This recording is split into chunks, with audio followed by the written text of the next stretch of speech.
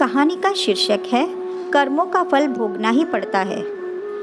एक रोज रास्ते में एक महात्मा अपने शिष्य के साथ भ्रमण पर निकले।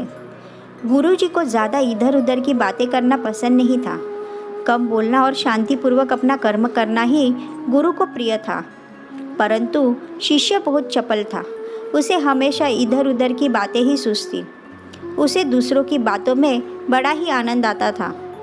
चलते हुए जब वो तालाब से होकर गुजर रहे थे तो उन्होंने देखा कि एक धीवर नदी में जाल डाले हुए है। शिष्य यह सब देख खड़ा हो गया और धीवर को अहिंसा परमो धर्म का उपदेश देने लगा।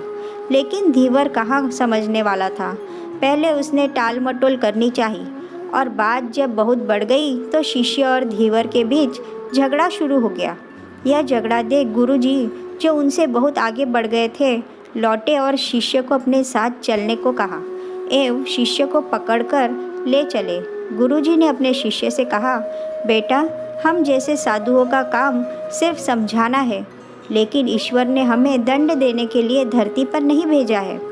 शिष्य ने पूछा, महाराज को ना तो बहुत से दंडों के बारे में पता है और ना ही हमारे राज्य के राजा बहुतों को दंड देते हैं, तो आखिर इसको दंड कौन देगा।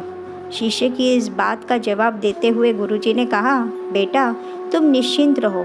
इसे भी दंड देने वाली एक अलौकिक शक्ति इस दुनिया में मौजूद है, जिसकी पहुंच सभी जगह है। ईश्वर की दृष्टि सब तरफ है और वह सब जगह पहुंच जाते हैं। इसलिए अभी तुम चलो, इस झगड़े में पड़ना गलत होगा, इसलिए इस झगड़े से दूर रहो। शिष्य गुरुजी की बात सुनकर संतुष्ट हो गया और उनके साथ चल दिया। इस बात को ठीक 2 वर्ष बीत चुके थे कि एक दिन गुरुजी और शिष्य दोनों उसी तालाब से होकर गुजरे। शिष्य भी अब 2 साल पहले की वह धीवर वाली घटना भूल चुका था। उन्होंने उसी तालाब के पास देखा कि एक चुटियल सांप बहुत कष्ट में था। उसे हजारों चींटियां नोच नोच कर खा रही थी। शिष्य ने यह दृश्य देखा और उससे रहा नहीं गया। दया से उसका हृदय पिघल गया था। वह सर्प को चींटियों से बचाने के लिए जाने ही वाला था कि गुरुजी ने उसके हाथ पकड़ लिए और उसे जाने से मना करते हुए कहा, बेटा, इसे अपने कर्मों का फल भोगने दो। यदि अभी तुमने इसे रोकना चाहा तो इस बेचारे को फिर से दूसरे जन्म में यह दुख भोगने होंगे, क्योंकि कर्म का फल अवश्य ही भोगना पड़ता है। शिष्य ने गुरुजी से पूछा, गुरुजी, इसने कौन सा कर्म किया है जो इस दुर्दशा में यह फंसा है। गुरु महाराज बोले, यह वही धीवर है जिसे तुम पिछले वर्ष इसी स्थान पर मछली न मारने का उपदेश दे रहे थे और वह तुम्हारे साथ लड़ने के लिए आग बबूला हुआ जा रहा था। वे मछलियाँ ही चींटी है जो इसे नोच नोच कर खा रही है। यह सुनते ही बड़े आश्चर्य से शिष्य ने कहा, गुरुजी, यह तो बड़ा ही विचित्र न्याय है। गुरुजी ने कहा, बेटा, इसी लोक में स्वर्ग नर्क के सारे दृश्य मौजूद है। हर क्षण तुम्हें ईश्वर के न्याय के नमूने देखने को मिल सकते हैं।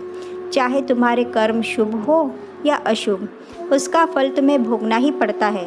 इसलिए ही वेद में भगवान ने उपदेश देते हुए कहा है, अपने किए कर्म को हमेशा याद रखो। यह विचारते रहो कि तुमने क्या किया है, क्योंकि ये सच है कि तुमको वहाँ भोगना पड़ेगा। जीवन का हर क्षण कीमती है, इसलिए इसे बुरे कर्म के साथ व्यर्थ जाने मत दो। अपने खाते में हमेशा अच्छे कर्मों की बढ़ोतरी करो, क्योंकि तुम्हारे अच्छे कर्मों का परिणाम बहुत सुखद रूप से मिलेगा। इसका उल्टा भी उतना ही सही है। तुम्हारे बुरे कर्मों का फल भी एक दिन बुरे तरीके से भुगतना पड़ेगा। इसलिए कर्मों पर ध्यान दो, क्योंकि वो ईश्वर हमेशा न्याय ही करता है। शिष्य गुरुजी की बात स्पष्ट रूप से समझ चुका था।